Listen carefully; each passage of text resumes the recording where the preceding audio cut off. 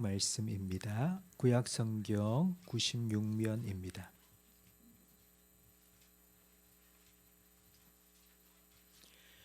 출애굽기 10장 21절부터 29절까지 한 절씩 교독하겠습니다.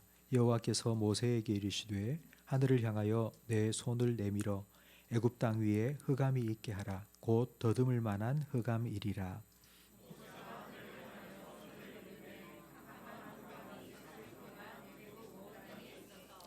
그동안은 사람들이 서로 볼 수 없으며 자기 처소에서 일어나는 자가 없으되 온 이스라엘 자손들이 거주하는 곳에는 빛이 있었더라.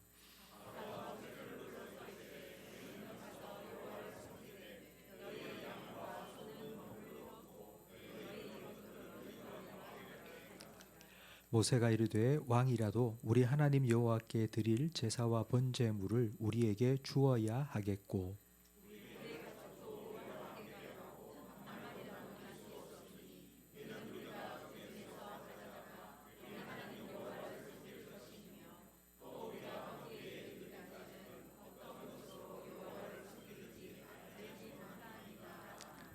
여호와께서 바로의 마음을 완악하게 하셨으므로 그들 보내기를 기뻐하지 아니하고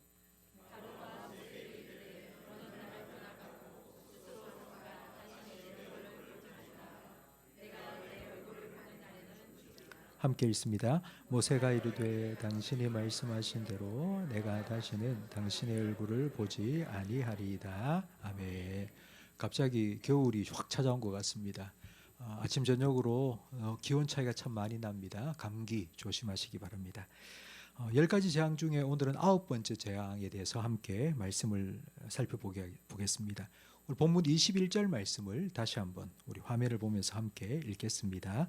여호와께서 모세에게 이르시되 하늘을 향하여 내 손을 내밀어 애굽 땅 위에 흑암이 있게 하라. 곧 더듬을 만한 흑암이리라.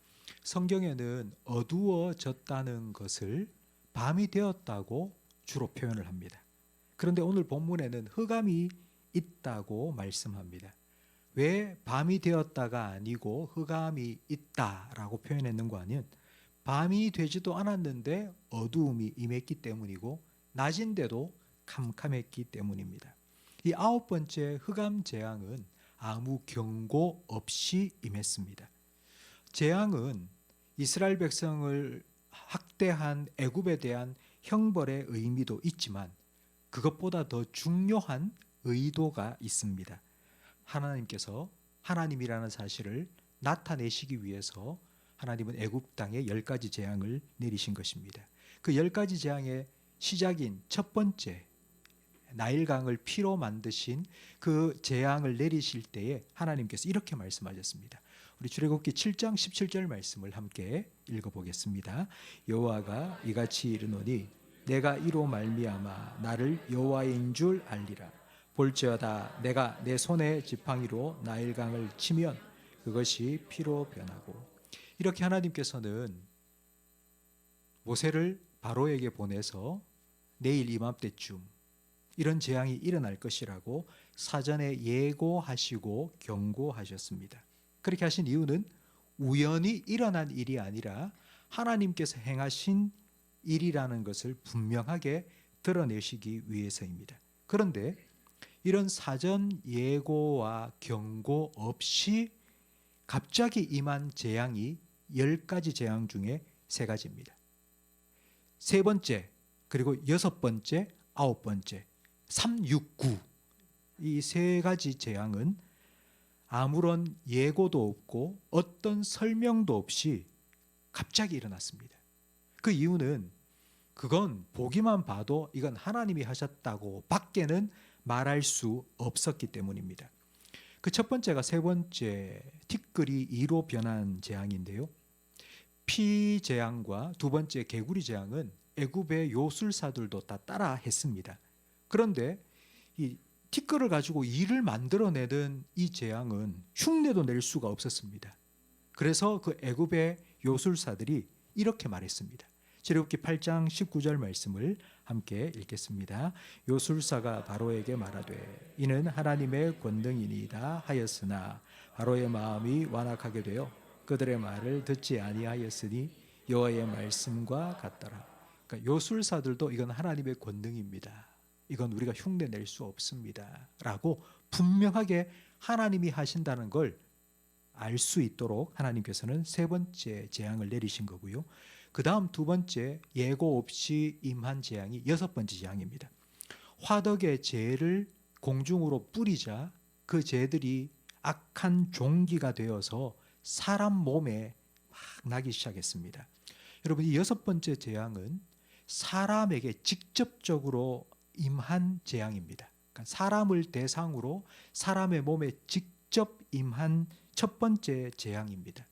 이 재앙의 결과가 9장 11절 말씀에 나와 있는데요. 함께 읽겠습니다. 요술사들도 악성 종기로 말미암아 모세 앞에 서지 못하니 악성 종기가 요술사들로부터 애굽 모든 사람에게 생겼습니다. 애굽에 있는 모든 사람들이 이 악성 종기에 다 걸린 겁니다. 한 사람도 예외 없이 다 악성 종기가 나서 고통을 당합니다. 그러니까 이건 하나님이 하셨다고 밖에는 말할 수 없습니다. 어떤 예고와 경고가 없어도 이건 하나님이 하신 거라고 밖에는 말할 수 없는 재앙이었기 때문입니다. 그리고 아홉 번째도 경고와 예고 없이 일어났습니다. 그게 바로 오늘 우리가 살펴볼 흑암 재앙입니다. 애굽의 왕 바로는 자신을 태양신의 아들이라고 그렇게 홍보했습니다. 그러니까 하늘은 태양이 다스리고 이 땅은 태양신의 아들인 자기가 다스린다는 의미입니다. 그런데 3일 동안 흑암이 임했습니다. 빛이 사라졌습니다. 태양이 사라져 버린 것입니다. 이 일을 통하여서 하나님께서는 바로가 아니라 하나님께서 이 땅을 다스리고 계신다는 것을 분명하게 보여주신 것입니다. 어떤 사람들은 이 흑암 재앙이 이 태양이 달에 가려져서 일시적으로 태양이 사라져버리는 그런 계기일식 현상이 아닌가라고 말하는 사람도 있는데, 계기일식은 길어야 8분 정도밖에 되지 않습니다. 달이 싹 지나가다가 태양을 싹 가리고 완전히 사라졌다가 다시 나오는 건 한 8분, 길어야 8분입니다. 그런데 오늘 본문의 흑암 재앙은 3일 동안 계속되었습니다. 이건 계기일식이 결코 아닙니다. 이 3일 동안 무슨 일이 있었는지 오늘 본문 23절 말씀을 함께 읽겠습니다. 그동안은 사람들이 서로 볼 수 없으며 자기 처소에서 일어난 자가 없으되 온 이스라엘 자손들이 거주하는 곳에는 빛이 있었더라. 3일 동안 애굽 사람들은 서로 볼 수도 없었습니다. 자기 코앞도 볼 수가 없을 정도로 캄캄했기 때문입니다. 그래서 그 3일 동안은 모든 애굽 사람들이 자기 처소에 누워서 일어나는 자가 없었습니다. 이 말은요, 3일 동안 살아있지만 죽은 것 같이 누워 있었다는 의미입니다. 자기는 캄캄한 곳에 살고 있는데 저쪽에 보니까 저쪽에는 빛이 보이는 거예요. 근데 이스라엘 백성들이 살고 있는 고센 땅은 환하게 빛이 비치는 겁니다. 아니, 같은 하늘 아래에서 딱 선을 그어서 이쪽은 흑암이 있고 이쪽은 광명이 있습니다. 여러분, 이런 현상을 도대체 무엇으로 설명할 수 있겠습니까? 이건 하나님이 하셨다고, 이건 하나님이 하신 거라고 밖에는 설명할 길이 없습니다. 이렇게 흑암 재앙으로 3일 동안 어둠 속에 있었다가 이제 바로가 모세를 호출했습니다. 그리고는 오늘 본문 24절을 말합니다. 함께 읽습니다. 바로가 모세를 불러서 이르되 너희는 가서 여호와를 섬기되 너희의 양과 소는 머물러 두고 너희 어린 것들은 너희와 함께 갈지니라. 바로는 이 9가지 재앙을 겪으면서 그때마다 고통을 당하다가 살려달라고 애원하다가 조금 살 것 같으면 타협안을 또 내고 또 타협안을 냈습니다. 바로가 모세에게 가라 해놓고는 안 된다라고 타협안 낸 3가지가 있는데요. 먼저는 10가지 재앙 중에 애굽 땅과 고센 땅을 구분한 첫 번째 재앙, 네 번째 파리 재앙 이후에 바로가 이렇게 말했습니다. 우리 8장 25절 말씀을 함께 읽겠습니다. 바로가 모세와 아론을 불러 이르되 너희는 가서 이 땅에서 너희 하나님께 제사를 드리라. 이 땅에서 너희 하나님께 제사를 드리라 할 때 이 땅은 애굽 땅입니다. 이스라엘 백성이 종살이, 노예살이 하고 있는 애굽 땅에서 너는 제사를 드려라 라고 말했습니다. 이 말은 이런 의미입니다. 그냥 잠깐 예배 드리고 난 후에 내가 너희에게 시키는 일 열심히 하면서 그냥 살아라. 또 예배 드리고 싶다면 내가 보내줄게. 잠깐 예배 드리고 다시 와서 너 열심히 돈 벌고 일해라. 이런 의미입니다. 여러분, 이런 제사는 하나님이 기뻐하시는 제사가 아닙니다. 로마서 12장 1절 말씀에 하나님이 기뻐하시는 제사가 어떤 제사인지를 우리에게 잘 말씀해 주고 있습니다. 우리 함께 읽어보겠습니다. 형제들아, 내가 하나님의 모든 자비하심으로 너희를 권하노니 너희 몸을 하나님이 기뻐하시는 거룩한 산 제물로 드리라. 이는 너희가 드릴 영적 예배니라. 하나님 기뻐하시는 제사, 제물은 죽은 제물이 아니고 살아있는 제물이라고 말씀합니다. 그 살아있는 제물이 누구냐면 바로 우리입니다. 저와 여러분입니다. 살아있는 우리가 우리의 삶을 하나님께 드릴 때에 하나님은 기뻐 받으신다고 말씀합니다. 하나님이 기뻐하시는 예배는 하나님을 내 삶의 주인으로 모시고 살아가는 것입니다. 바로가 주인이 아니라 하나님이 내 삶의 주인이심을 인정하고 바로의 명령이 아니라 하나님의 말씀에 순종하며 살아가는 것을 하나님께서는 기뻐 받으신다고 말씀하셨습니다. 두 번째, 바로가 내놓은 타협안은 8번째 메뚜기 재앙 이후에 이렇게 말했습니다. 우리 10장 10절 말씀을 함께 읽겠습니다. 바로가 그들에게 이르되 내가 너희와 너희의 어린 아이들을 보내면 여호와가 너희와 함께함과 같으니라.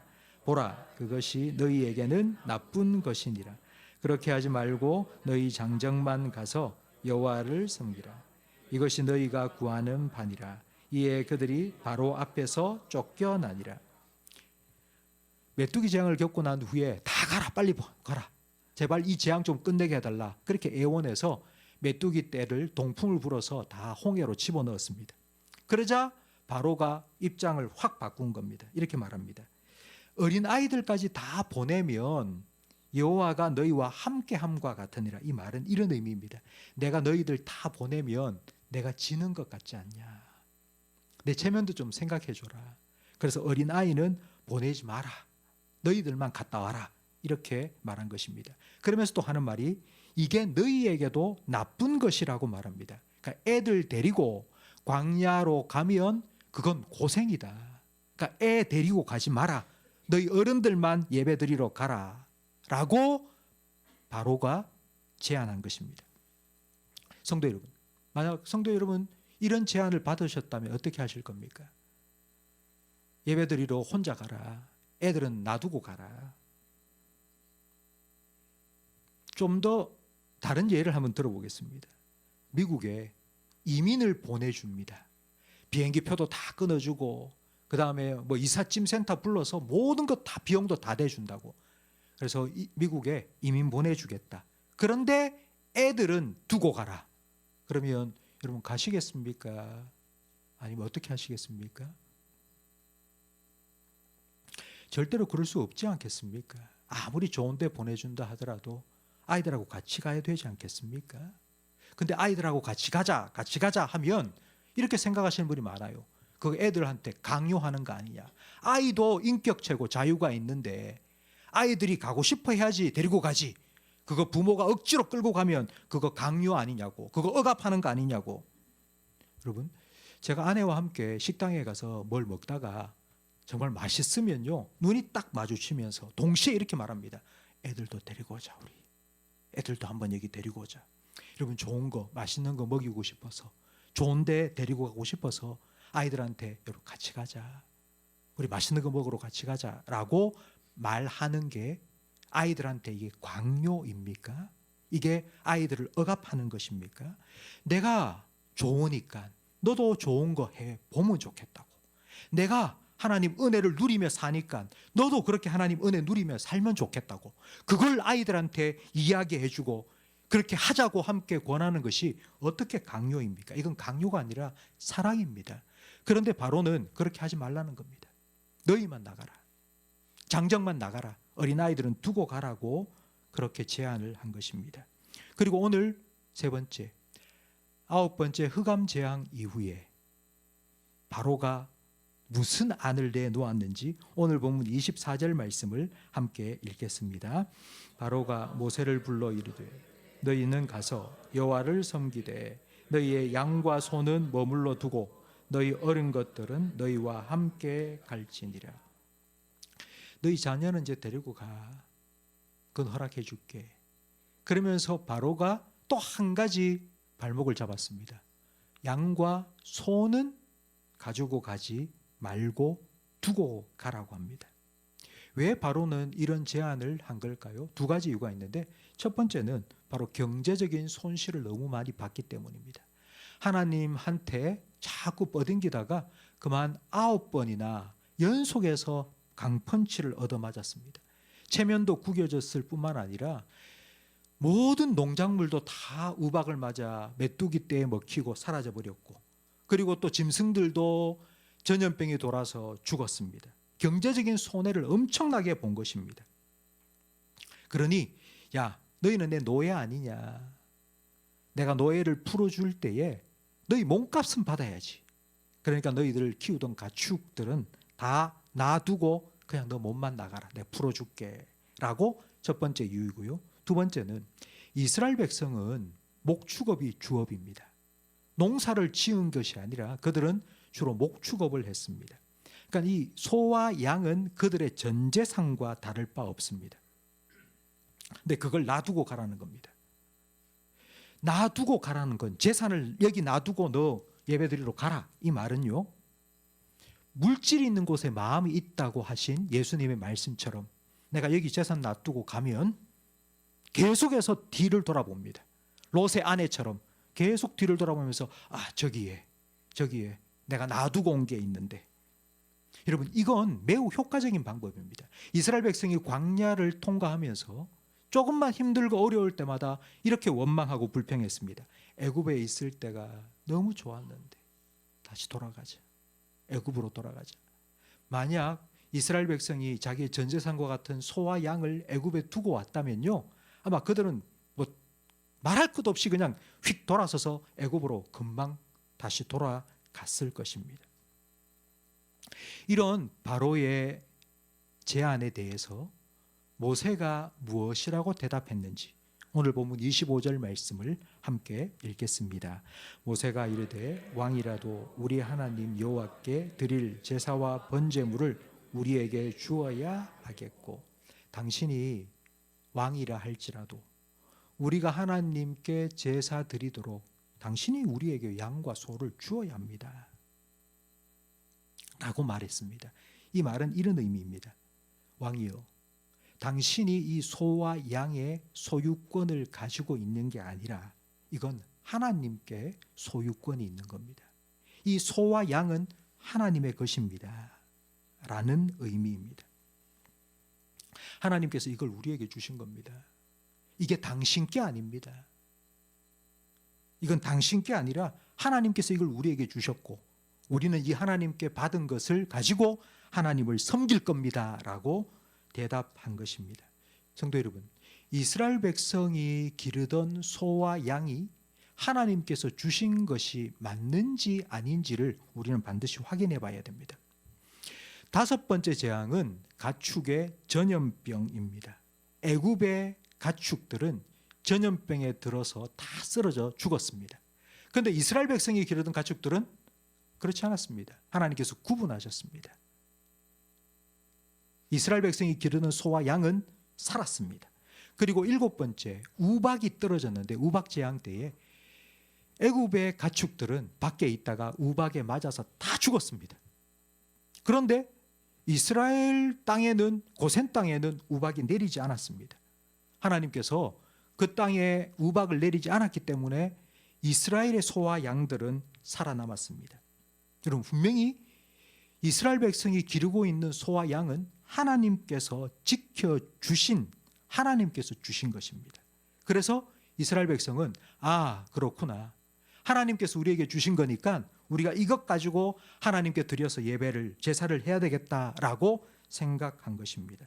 여러분, 이렇게 하나님께서 우리에게 주신 걸 하나님께 드리며 하나님께 예배할 때에 하나님은 기쁘시게 받으십니다.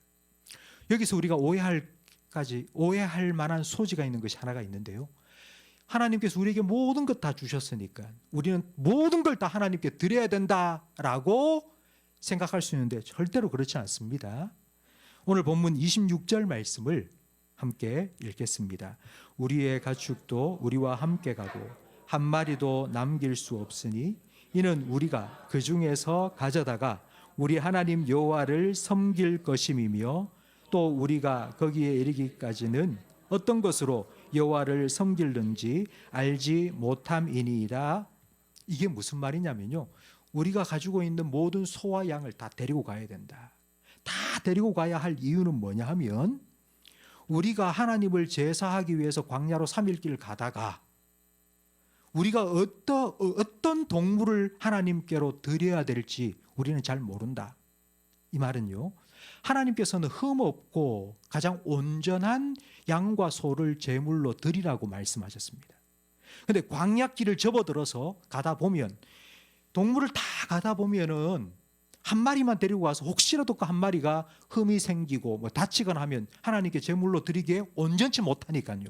모든 것, 하나님 주신 모든 것 다 가지고 나가서 가다가 하나님께 드릴 온전한 것을 우리가 지금은 모르니까 그걸 하나님께 드리기 위해서 우리는 다 가지고 가겠다라고 말한 것입니다. 우리는 오늘 본문 말씀을 통하여서 모세와 이스라엘 백성은 출애굽의 목적이 무엇인지를 다시 한번 분명하게 재확인하고 있다는 것을 알 수 있습니다. 출애굽은 단순히 애굽에서 벗어나는 것이 아닙니다. 출애굽의 목적은 바로 하나님을 예배하는 것입니다. 하나님께서 출애굽을 허락하신 이유는 그냥 고생하던 너희를 그 고생하는 데서부터 건져주겠다가 아니라 고생하는 너희를, 애굽의 노예 세례하던 너희를 하나님을 예배하는 예배자로 만들어 주시겠다는 목적을 가지신 것입니다. 하나님께서 그래서 바로에게 요구하신 것은 한 가지입니다. 내 백성을 내보내라. 이 백성은 나를 예배해야 된다. 내 백성이 나를 예배할 수 있도록 보내라.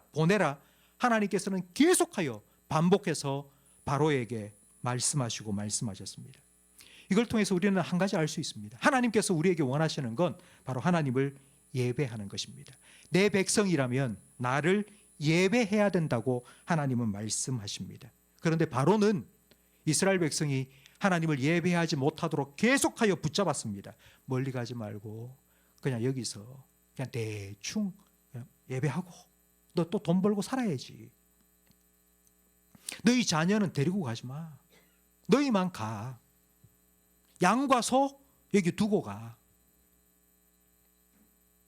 성도 여러분, 혹시 여러분이 지금 예배를 드리면서 혹시 여러분 마음속에 여러분의 예배를 방해하고 있는 바로의 음성이 들리지 않습니까? 두고 온 것들 생각하고 빨리 마치고 가서 뭘 해야 된다 혹시 생각하고, 만약 있다면 여러분 그걸 하나님께 맡기십시오. 하나님, 난 하나님을 예배하기 원합니다.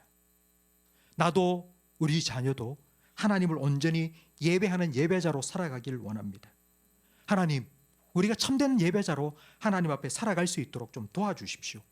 그러기 위해서 우리의 삶에 하나님이 하나님이라는 사실을 좀 나타내 주십시오. 그냥 예배를 하라는 것이 강요요, 그것이 하기 싫은 걸 억지로 하도록 만드는 그런 힘든 일이 아니라 정말 우리가 하나님을 예배하고 싶은 마음으로 그렇게 하나님을 예배할 수 있도록 하나님의 하나님 되심을 우리에게 나타내 주시고 우리 자녀의 삶에 나타내 주시옵소서라고 여러분 기도하십시오. 그러면 하나님께서 우리 기도에 응답해 주실 것입니다. 하나님께서 우리의 삶에 기적을 보여주실 때 하나님의 하나님 되심을 나타내 주시기도 하지만요, 때로는 우리의 삶의 고통을 통해서도 하나님은 하나님 되심의 은혜를 우리에게 깨닫게 해주십니다. 지난주에 우리 성도님 한 분 전화를 받았습니다. 허리 협착증 때문에 지금은 꼼짝을 못 하시고 며칠 동안 누워 계시면서 너무너무 힘들어하신 분이신데요. 근데 그분이 이런 말씀을 하시더라고요. 목사님, 제가 아파서 고생을 며칠 동안 했는데, 그런데 오늘 아침에 내가 하나님의 은혜를 깨닫게 되었다고. 얼마 전에 남편이 하나님 부름을 받고 천국에 갔는데, 만약 남편이 병들어 아파하는 모습으로 지금까지 있고 내가 허리까지 아팠다면 우리 두 내외가 꼼짝없이 앉아가지고 뭐 했겠냐고. 근데 하나님께서 먼저 우리 남편 천국으로 데리고 가시고, 그리고 이제 나 혼자 남았을 때 이렇게 아프게 하시니까 이것도 하나님의 은혜인 것 같고, 그래서 너무 감사하다고 전화를 하는데 제가 오히려 위로를 받은 거예요. 어떻게 이런 말씀을 하실 수 있을까요?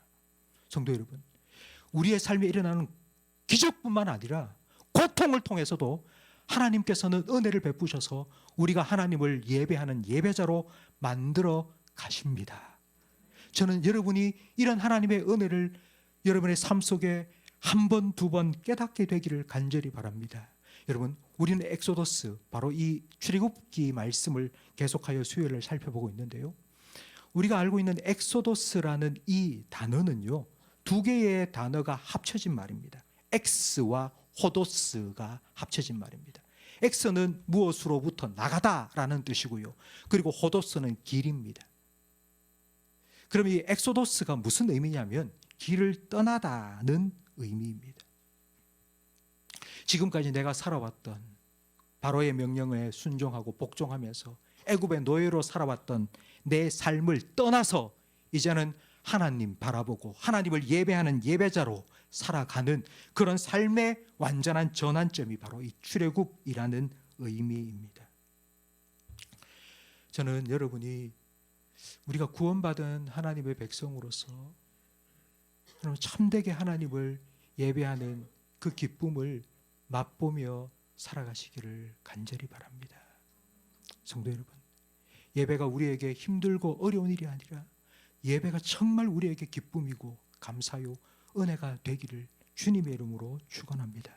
하나님이 찾으시는 그 한 사람 예배자가 저와 여러분이 되기를 주님의 이름으로 축원합니다. 우리 교회가 그렇게 하나님을 예배하면서 예배하는 가운데 하나님께서 내가 영광 중에 나타날 것이라고 하나님의 하나님이심을 나타내 주시는 그 하나님을 만날 수 있는 저와 우리 모든 성도님, 우리 교회가 될 수 있기를 예수님의 이름으로 축복합니다.